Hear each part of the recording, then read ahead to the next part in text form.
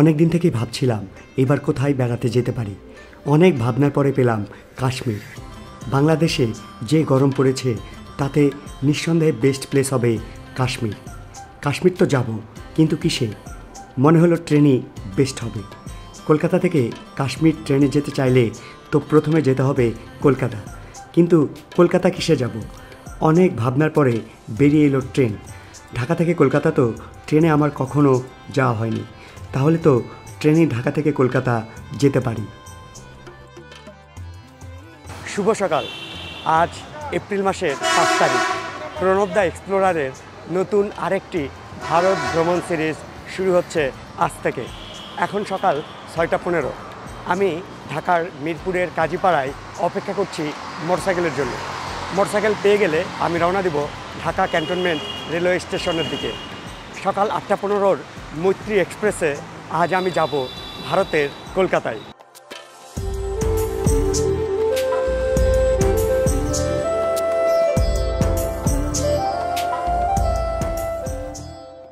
Dhaka cantonment railway স্টেশনে পৌঁছে গেলাম। সকালের ঢাকা সত্যি অসাধারণ। এখন আমাকে ইমিগ্রেশনে দাঁড়াতে হবে। ইমিগ্রেশনের সময় ভিডিওগ্রাফি অ্যালাউড না। ইমিগ্রেশন শেষে আপনাদের সাথে আবার আমার দেখা হচ্ছে। সকাল 8টা 15-তে মৈত্রী express Dhaka cantonment railway station থেকে ছেড়ে যাবে। এখনও আমার হাতে প্রায় 1 ঘন্টার বেশি সময় আছে। এখন সকাল 9টা 10। এইমাত্র ইমিগ্রেশন শেষ হলো। আজ অসংখ্য মানুষ কলকাতায় যাচ্ছে। বাঙালি বড় কিউট। সারা বছর টাকা ইনকাম করে আর টাকার অনেকাংশই খরচ করে আসে কলকাতায়।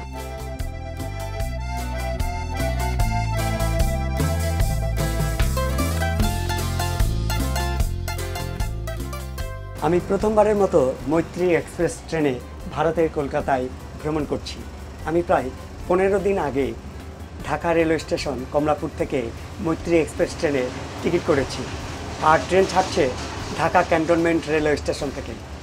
আজ সম্ভবত ট্রেনে একটি সিটও ফাঁকা নেই, কারণ ইমিগ্রেশনে আমি অসংখ্য যাত্রী দেখেছি।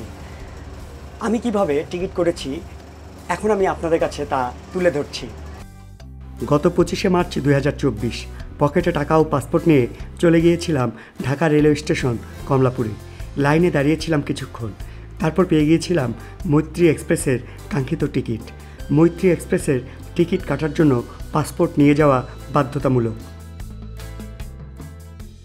ঢাকা রেলওয়ে স্টেশন বা কমলাপুর রেলওয়ে স্টেশনে মৈত্রী এক্সপ্রেস ও মিতালি এক্সপ্রেস এই দুটি ট্রেনের টিকিট কাউন্টার রয়েছে।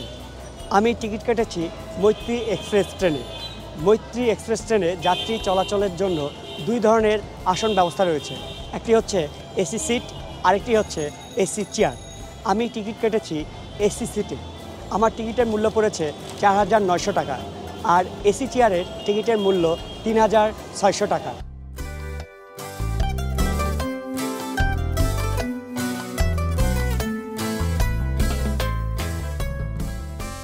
এখন সকাল 9টা 30।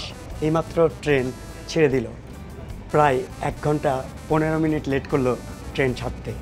মৈত্রী এক্সপ্রেসের 2টি ট্রেন বাংলাদেশ ও ভারতের মধ্যে চলাচল করে।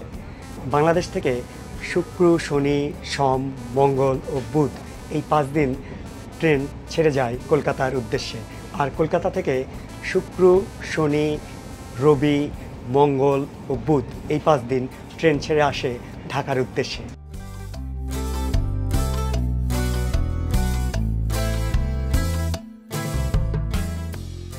এই হচ্ছে আমার সিট।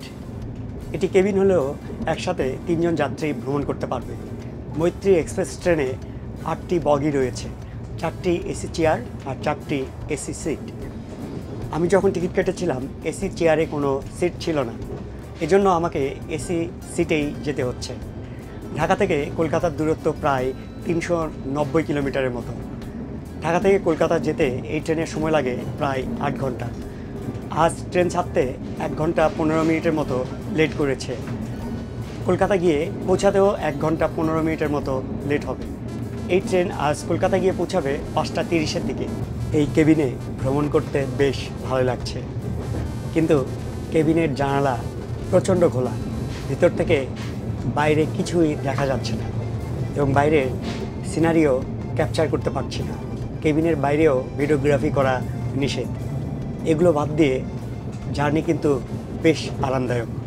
এখন ট্রেন অনেক গতিতে চলছে, প্রায় 85 কিলোমিটার বেগে ছুটে চলেছে মৈত্রী এক্সপ্রেস। মৈত্রী এক্সপ্রেসের অ্যাভারেজ গতি থাকে 80 কিলোমিটারের মতো।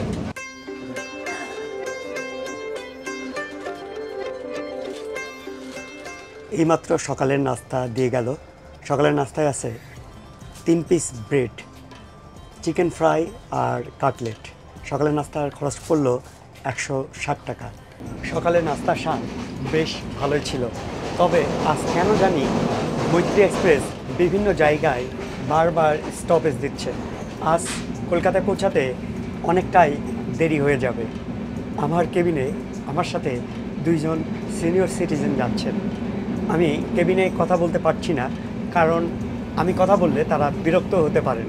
এজন্য আমি মাঝে মধ্যে বাইরে এসে কথা বলছি। ট্রেন বেশ পরিষ্কার পরিচ্ছন্ন, এয়ার কন্ডিশনে সব কিছুই ঠিকঠাক। তারপরেও ট্রেনের ভিতর বন্দি জীবন মনে হচ্ছে। আমি যে কামরায় উঠেছি এই কামরায় যত দরজা এবং জানালা আছে সবগুলোই বন্ধ, দরজা খোলার কোনো সুযোগ নেই। ট্রেনের ভিতরে কেমন যেন মনে হচ্ছে যদি দরজা খুলতে পারতাম বা জানালা খুলতে পারতাম তাহলে আরও অনেক উপভোগ্য হতো এই ভ্রমণ। এই ট্রেনের ডেকোরেশন বেশ ভালো। এই হচ্ছে ওয়াশরুমটা একটু দেখাই আপনাদের। হাই কমোড আছে আর এটি হচ্ছে বেসিন। বেশ পরিষ্কার পরিচ্ছন্ন ওয়াশরুম। ট্রেন গাজীপুর টাঙ্গাইল পার হয়ে বঙ্গবন্ধু সেতুর কাছাকাছি চলে এসেছে। বঙ্গবন্ধু সেতু যমুনা নদীর উপরে নির্মাণ করা হয়েছে। বঙ্গবন্ধু সেতু কিন্তু একসময় বাংলাদেশের দীর্ঘতম সেতু ছিল। পদ্মা সেতু নির্মাণের পরে এখন কিন্তু বঙ্গবন্ধু সেতু বাংলাদেশের দ্বিতীয় দীর্ঘতম সেতু।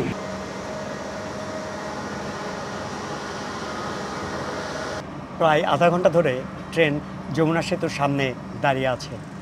আজ ট্রেন প্রচুর লেট করছে, বিভিন্ন জায়গায় বারবার দাঁড়াচ্ছে। আজ খোলা যাবে না, একদম নিষেধ। অনেক সময় ধরে ট্রেন দাঁড়িয়ে আছে, বিরক্ত হয়ে পড়েছিলাম। বিরক্ত হয়ে একটু দরজা খুলেছিলাম, সঙ্গে সঙ্গে পুলিশ এসে আমাকে জানালো কোনোভাবেই দরজা খোলা যাবে না। তবে আনন্দের বিষয়, ট্রেন এইমাত্র ছেড়ে দিল।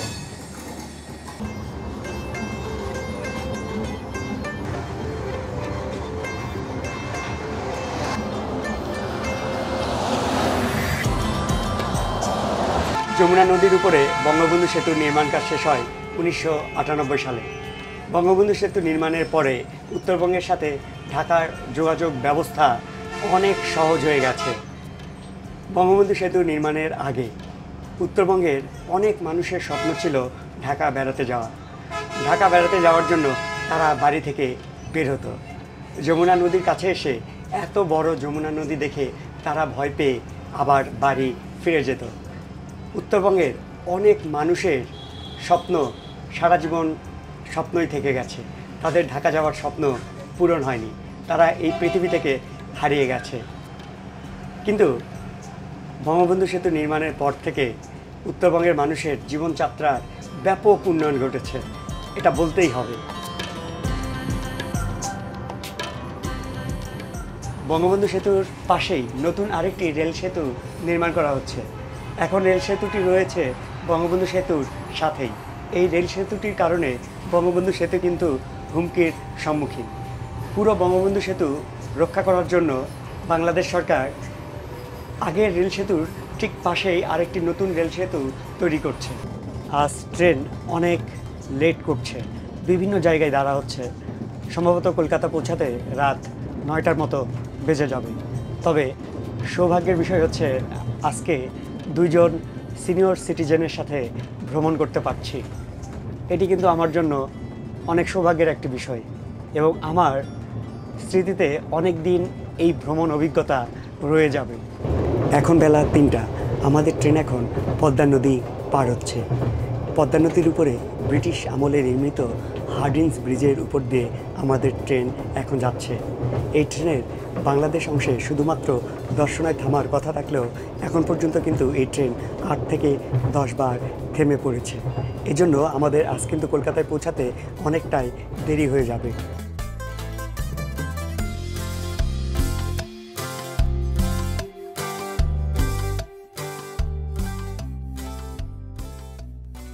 এই ট্রেন এখন পরিচালনা করছে বাংলাদেশ। দর্শনায় পৌঁছানোর পরে এই ট্রেনের যত বাংলাদেশের ট্রেন স্টাফ এবং পুলিশ আছে সবাই নেমে পড়বে। এমনকি এই ট্রেনের ইঞ্জিনও পরিবর্তন করা হবে, তারপরে লাগানো হবে ভারতের ইঞ্জিন। তারপরে এই ট্রেনে উঠবে ভারতের পুলিশ ও ভারতের ট্রেন স্টাফ। তারপরে গেদের উপর দিয়ে এই ট্রেন পৌঁছে যাবে কলকাতার চিতপুর স্টেশনে। দুটি জিনিস বাদে এই ট্রেনের সব কিছুই আমার বেশ ভালোই লেগেছে।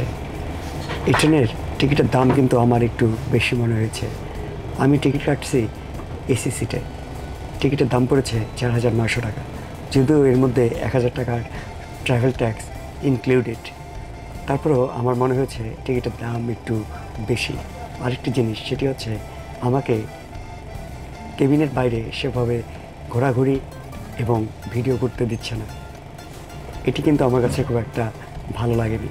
শুধু আমিই না, এই ট্রেনের যত যাত্রী আছে সবাইকেই কেবিনের বাইরে সেভাবে ঘোরাঘুরি করতে দিচ্ছে না এবং ভিডিও করতে দিচ্ছে না।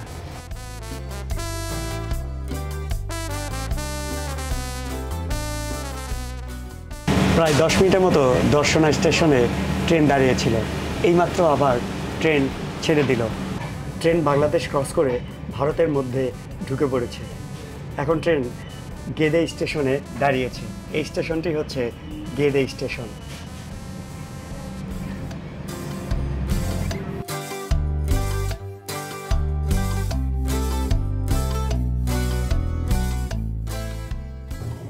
দুপুরের খাবারের সাথে প্লাস্টিকের চামচ দিয়েছে। চামচ দিয়ে মাছ ভাত খাবো, কেমন যেন নিজেকে সাহেব সাহেব মনে হচ্ছে। দেখি কি অবস্থা খাবারের।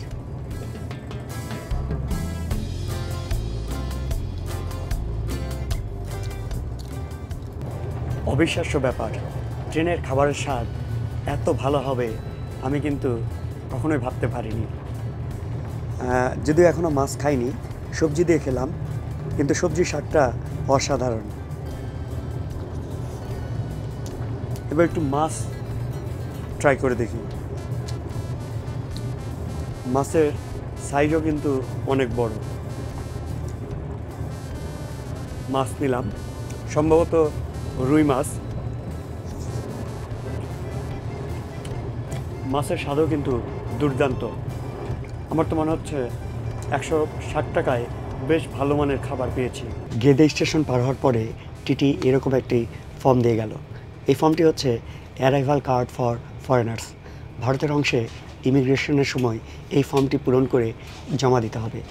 বাংলাদেশের ইমিগ্রেশন হয়েছিল ঢাকা ক্যান্টনমেন্ট রেলওয়ে স্টেশনে, আর ভারতে ইমিগ্রেশন হবে চিতপুর রেলওয়ে স্টেশনে। ট্রেনের ভিতরে মোটামুটি বন্দি জীবন পার করছি। বাংলাদেশ অংশে ছিলাম বন্দি, আর এখন পার করছি মহাবন্দি জীবন। বাংলাদেশের পুলিশ তাও একটু এদিক ওদিক ঘোরাঘুরি করতে দিয়েছে। ইন্ডিয়ান পুলিশ এতই কড়া, কেবিনের বাইরেই বের হতে দিচ্ছে না। আমরা যে কেবিনে যাচ্ছি, এই কেবিনে একসাথে 3 জন যাত্রী ভ্রমণ করতে পারবে। আর এই কেবিনের পাশে যে কেবিনগুলো রয়েছে সেগুলোতে একসাথে 6 জন যাত্রী ভ্রমণ করছে। এই কেবিনগুলোতে কিন্তু শুয়েও যাওয়া যাবে, বসেও যাওয়া যাবে। মৈত্রী এক্সপ্রেসে কলকাতা ভ্রমণ কিন্তু নিঃসন্দেহে অনেক আরামদায়ক, তবে কঠোরতাও রয়েছে। কঠোরতা কিন্তু অনেক সময় আরামকে ব্যারাম বানিয়ে দেয়।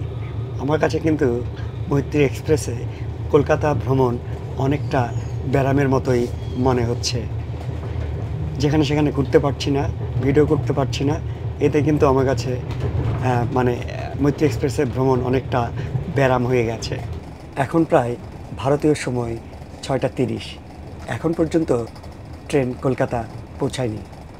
ঢাকা থেকে কলকাতায় পৌঁছাতে সাধারণত সময় লাগে 8 ঘন্টার মতো। আজ প্রায় 10 ঘন্টা পেরিয়ে গেছে, তবু ট্রেন কলকাতায় পৌঁছায়নি। কলকাতার চিতপুর রেলওয়ে স্টেশনে পৌঁছানোর কথা ছিল 4টার সময়, এখন প্রায় সন্ধ্যা 6:30। সম্ভবত আরও 30 মিনিটের বেশি সময় লাগবে চিতপুর রেলওয়ে স্টেশনে পৌঁছাতে। আমি আর সম্ভবত কখনোই মৈত্রী এক্সপ্রেস ট্রেনে কলকাতায় আসবো না। এর চেয়ে বাসে আসলে আরও কম খরচে আরও ভালোভাবে কলকাতায় পৌঁছে যেতাম। ঠিক আছে, মৈত্রী এক্সপ্রেস ট্রেন অনেক আরামদায়ক, ঠিক বিপরীতভাবে স্বাধীনতাও অনেক কম। যদি আপনি ব্যক্তির স্বাধীনতায় বিশ্বাস করেন তাহলে মৈত্রী এক্সপ্রেসের ভ্রমণ আপনার জন্য নয়।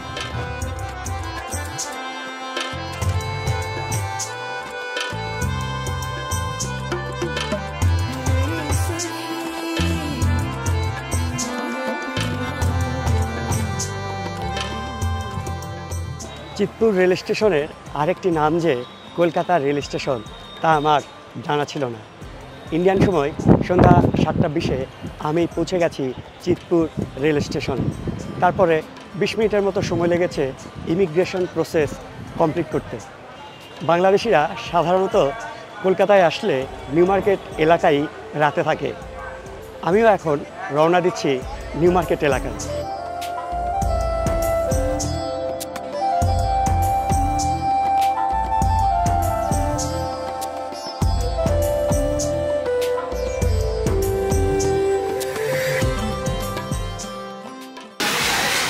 মার্কেট স্ট্রিটে পৌঁছে গেছি।